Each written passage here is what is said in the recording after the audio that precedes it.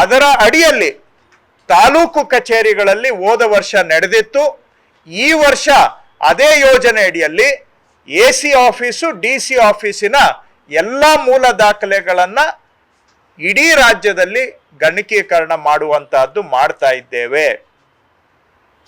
ಎಲ್ಲ taluk office, AC office, DC office ಮೂರೂ ಕಚೇರಿಗಳ ಎಲ್ಲ ಮೂಲ ದಾಖಲೆಗಳನ್ನು ಇನ್ನ 3-4 ತಿಂಗಳಲ್ಲಿ ಗಣಕೀಕರಣ ಸಂಪೂರ್ಣ ಮಾಡುವಂತಹ ಗುರಿಯನ್ನ ನಾವು ಇಟ್ಕೊಂಡಿದ್ದೇವೆ. ಒಟ್ಟು ಯೋಜನೆಗೆ ಸುಮಾರು 150 ಕೋಟಿ ರೂಪಾಯಿ ವೆಚ್ಚ ಆಗಬಹುದು ಅಂತ ನಾವು ಅಂದಾಜು ಮಾಡಿದ್ದೇವೆ. ಈಗಾಗಲೇ ಹತ್ತಿರ ಸುಮಾರು 100 ಕೋಟಿ ರೂಪಾಯಿ ವೆಚ್ಚ ಮಾಡಿದ್ದೇವೆ. ಇದಕ್ಕೆ ಬೇಕಾದಂತ ಅನುದಾನನೂ ಕೂಡ ಲಭ್ಯ ಇದ್ದು, ಇದನ್ನ ಮಾಡುವುದರಿಂದ ಹಳೇ ದಾಖಲೆಗಳು ಶಿಥಿಲಾವಸ್ಥೆಯಲ್ಲಿರ್ತಕ್ಕಂಥವು, ಯಾಕೆಂದ್ರೆ 100-200 ವರ್ಷದ ಹಳೆಯ ದಾಖಲೆಗಳು ಕೂಡ ನಮ್ಮ ದಾಖಲಾ ಆಲಯದಲ್ಲಿ ಇದಾವೆ, ರೆಕಾರ್ಡ್ ರೂಮಲ್ಲಿ ಇದಾವೆ.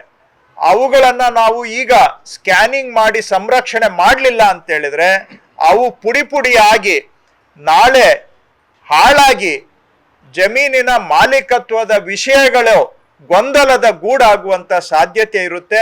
ಈ ಸ್ಕ್ಯಾನ್ ಮಾಡಿ ಸಂರಕ್ಷಣೆ ಮಾಡೋದ್ರಿಂದ ಜಮೀನಿನ ಮೂಲ ದಾಖಲೆಯ ಮಾಲೀಕತ್ವದ ಖಾತರಿ ಸಂರಕ್ಷಣೆ ಮಾಡಿ ಅವರಿಗೆ ಖಾತ್ರಿ ಕೊಡ್ಲಿಕ್ಕೆ ಸಾಧ್ಯ ಆಗುತ್ತೆ.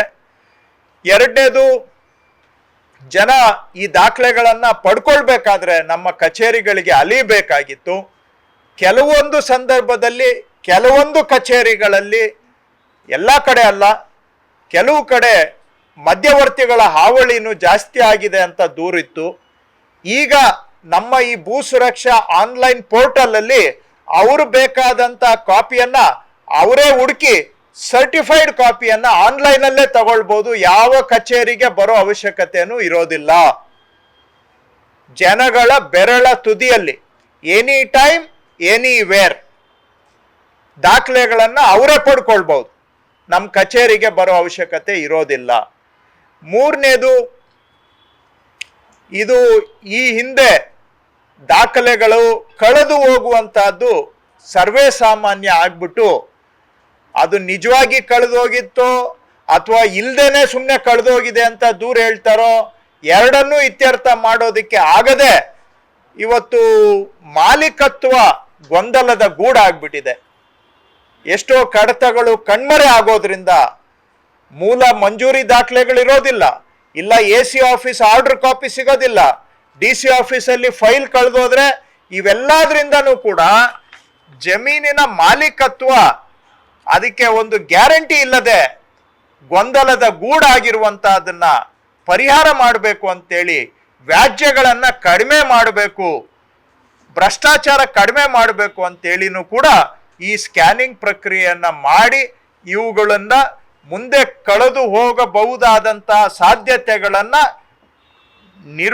ಅದನ್ನ ನಿರ್ನಾಮ ಮಾಡಿ ಯಾವುದೇ ದಾಖಲೆ ಕಳೆದು ಹೋಗಬಾರದು, ಕಣ್ಮರೆ ಆಗಬಾರದು, ಆ ರೀತಿಯಾಗಿ ಸಂರಕ್ಷಣೆ ಮಾಡೋದ್ರಿಂದ ಸಾಧ್ಯ ಇದೆ.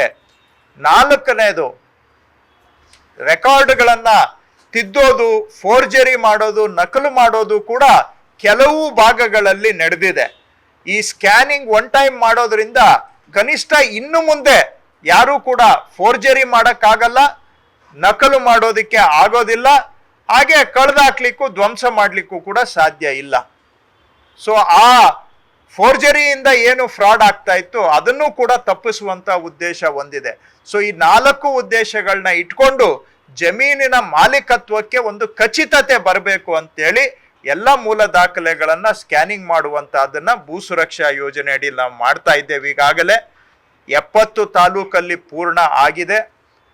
1-2 ಜಿಲ್ಲೆಗಳಲ್ಲಿ, ಇಡೀ ಜಿಲ್ಲೆಯ ಎಲ್ಲ ತಾಲೂಕು ಕಚೇರಿಗಳಲ್ಲೂ ಕೂಡ ಸ್ಕ್ಯಾನಿಂಗ್ ಪೂರ್ಣ ಆಗಿದೆ.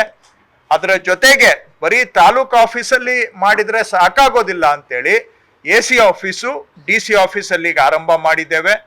ಇದೇ ಕೆಲಸವನ್ನ ಸರ್ವೆ ಡಿಪಾರ್ಟ್ಮೆಂಟ್ನಲ್ಲೂ ಕೂಡ ಮಾಡ್ತೇವೆ. ಅಲ್ಲಿ ಸ್ವಲ್ಪ ಏನು ಬ್ಯಾಲೆನ್ಸ್ ಇದೆ, ಕೆಲವೆಲ್ಲ ಸ್ಕ್ಯಾನಿಂಗ್ ಆಗಿದೆ, ಆಗದೆ ಇರೋದು ಇನ್ನೂ ಸ್ವಲ್ಪ ಇದೆ. ಸರ್ವೆ ಡಿಪಾರ್ಟ್ಮೆಂಟ್ನಲ್ಲೂ ಸದ್ಯದಲ್ಲಿ ಆರಂಭ ಮಾಡ್ತೇವೆ. ಈಗ ಆಲ್ರೆಡಿ ನೋಂದಣಿ ಇಲಾಖೆಯಲ್ಲೂ ಕೂಡ ಅವರು ಈಗ ಇನ್ನೇನು ಕೆಲವೇ ದಿನಗಳಲ್ಲಿ ಅವರು ಕೂಡ ಎಲ್ಲ ಮೂಲ ನೋಂದಣಿ ದಾಖಲೆಗಳನ್ನ ಗಣಕೀಕರಣ ಸ್ಕ್ಯಾನಿಂಗ್ ಮಾಡುವಂತ ಕೆಲಸಕ್ಕೆ ಕೆಲವೇ ದಿನಗಳಲ್ಲಿ ಅಲ್ಲಿಯೂ ಕೂಡ ಚಾಲನೆ ಕೊಡ್ತೇವೆ. ಸೊ ಕಂದಾಯ ಇಲಾಖೆಯಲ್ಲಿ 3 ವಿಭಾಗಗಳಿದ್ದಾವೆ. ಒಂದು ರೆವಿನ್ಯೂ ವಿಭಾಗ, ಮತ್ತೊಂದು ಮೋಜಣಿ ಸರ್ವೆ ವಿಭಾಗ, ಮಗದೊಂದು ನೋಂದಣಿ ವಿಭಾಗ. ಸೊ 3 ವಿಭಾಗಗಳಲ್ಲೂ ಕೂಡ ಮೂಲ ದಾಖಲೆಗಳನ್ನ ಸ್ಕ್ಯಾನಿಂಗ್ ಮಾಡುವಂತ ಯೋಜನೆಯನ್ನ ನಾವು ಹಾಕೊಂಡಿದ್ದೇವೆ. ಆಲ್ರೆಡಿ ರೆವಿನ್ಯೂ ವಿಭಾಗದಲ್ಲಿ ಇದು ಕೆಲಸ